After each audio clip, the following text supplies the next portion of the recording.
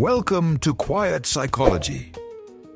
Before you try to understand anything, do something simpler first. Look at the 4 doors and notice which one pulls your attention immediately. Don't force it. Don't compare. Don't choose the smartest one. Just let your mind land where it lands. Because even before you think, your nervous system reacts. Some choices don't begin in logic. They begin in something older and quieter inside you. A door is not just a door. A door is a boundary, a threshold, a promise of what might happen if you step through.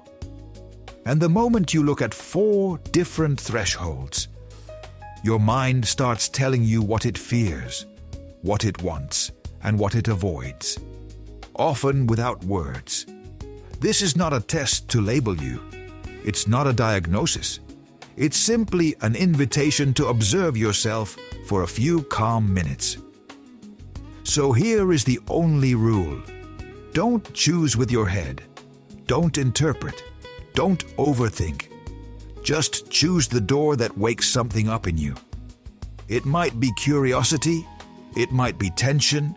It might be discomfort. It might be relief. Any reaction is information. You might choose one door today and a different one next year.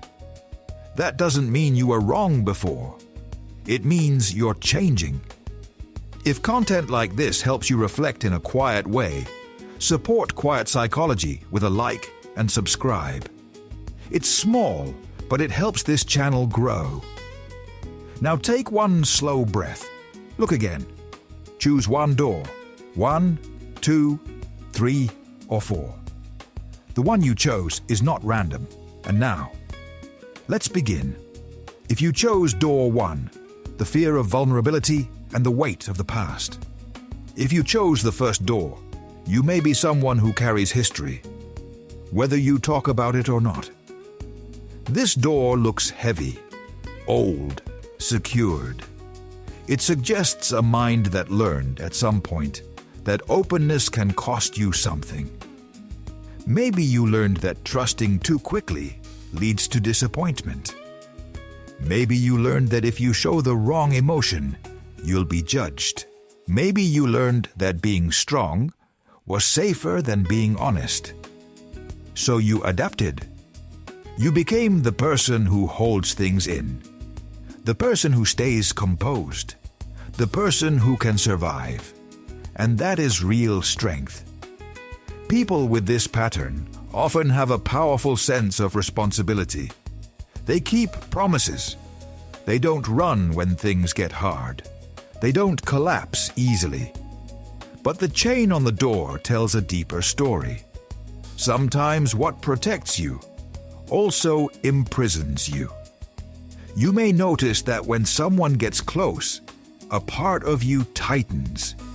Not because you don't want love, not because you don't want connection, but because connection means risk. It means being seen. And being seen can feel dangerous if your past taught you that visibility leads to pain. So you might keep your soft parts hidden. You may say, "I'm fine," when something hurts. You may help others while refusing help yourself. You may feel safer being needed than being known. This door appears when your psyche is asking for a gentle shift. Not to throw the door open, but to loosen the chain. To let one person, one truth, one feeling be seen. Because vulnerability is not weakness. It is the beginning of real intimacy with others and with yourself.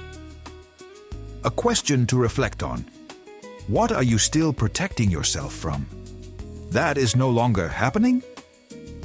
Now we move to the second door. Because some people don't fear the past the most. Some people fear what they can't predict. If you chose door 2, the fear of the unknown and the need for control. If you chose the second door, you may live with a quiet tension inside you. This door is dark, unclear, slightly open. It suggests a mind that wants certainty, because uncertainty feels like danger. You are not necessarily an anxious person on the surface, but deep down, you may feel most stable when you know what comes next, when you have a plan, when there is a map.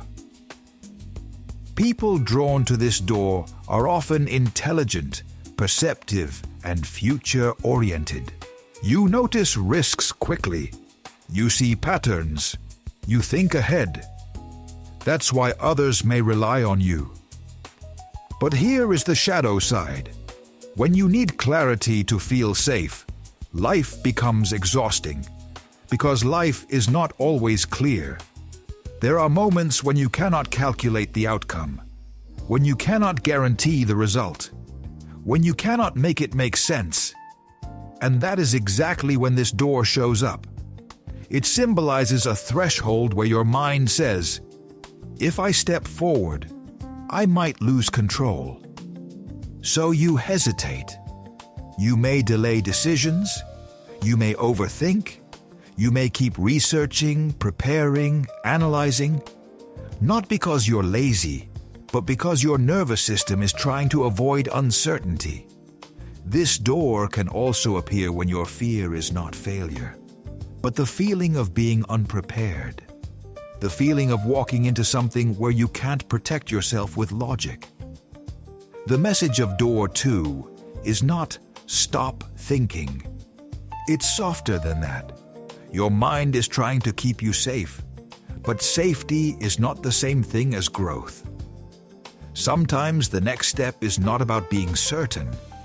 It's about trusting yourself to respond, even without a guarantee. A question to reflect on. What are you avoiding? Not because you don't want it, but because you can't control it. Now we move to the third door, because for some people, the fear is not the unknown, it's being seen. If you chose door 3, the fear of success and the fear of being fully visible.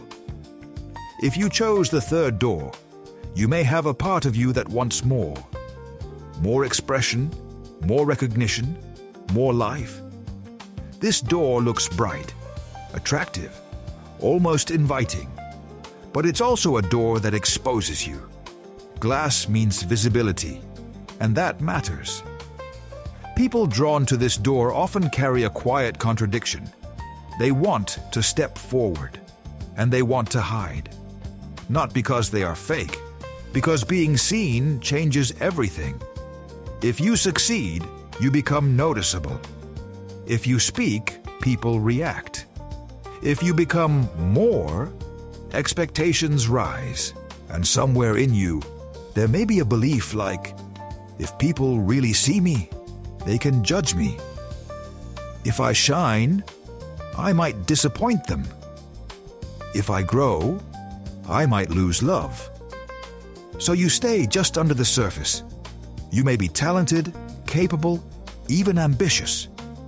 But you hold back at the last moment. You might start, then stop.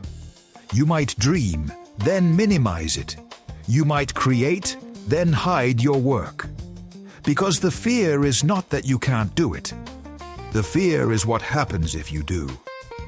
This door often appears when you're close to a new chapter, one that requires visibility. The message here is simple. You don't need permission to take up space. You don't need to be perfect to be seen. And being visible does not mean being unsafe. A question to reflect on. If you allowed yourself to be fully seen, what do you think you would lose? Now, we move to the last door. Because sometimes the deepest block is not fear of failure or fear of success. Sometimes it's the fear of insignificance. If you chose door 4, the fear of not mattering and the pain of feeling too small. If you chose the 4th door, you may feel something most people don't talk about openly. A fear that you don't truly matter. This door is small, hidden, easy to ignore. And that is the point. People drawn to this door often learned, subtly or directly, that their needs were not a priority. Maybe you had to be quiet to keep peace. Maybe you learned not to ask for too much. Maybe you became low maintenance because it felt safer. So you adapted. You stopped taking up space, not because you had nothing to offer, but because you learned that being unnoticed could feel like protection. But over time, protection becomes pain. You may feel overlooked. You may feel like others don't choose you first. You may feel like you always have to prove your worth. And inside you, there may be a quiet question. What if I'm not important enough to be loved? This door often appears when you're ready to reclaim your self-value, not in a loud way, in a steady way. It asks you to stop shrinking, to stop waiting for permission, to stop assuming that your presence is an inconvenience. Because the truth is, your needs are not too much. Your feelings are not too small. Your existence is not accidental. A question to reflect on. Where in your life are you still acting like you don't deserve space? Final message: you are not one door. Now that you've walked through the 4 doors, here is the most important point. Your choice is not a label. It's a snapshot. A reflection of what your psyche is working with right now. All 4 doors exist inside you. Sometimes you protect the past. Sometimes you fear uncertainty. Sometimes you hold back from visibility. Sometimes you shrink to feel safe. The difference is simply which one is louder today. And here's one last question that can reveal even more. Which door did you reject the fastest? Which one felt uncomfortable? Which one felt not me? What we reject often points to something we learn to avoid, not because it's wrong, but because it once felt unsafe. If this video helped you reflect in a calm and honest way, support Quiet Psychology with a like and subscribe. It helps me keep making content that is easy to follow and good to listen to.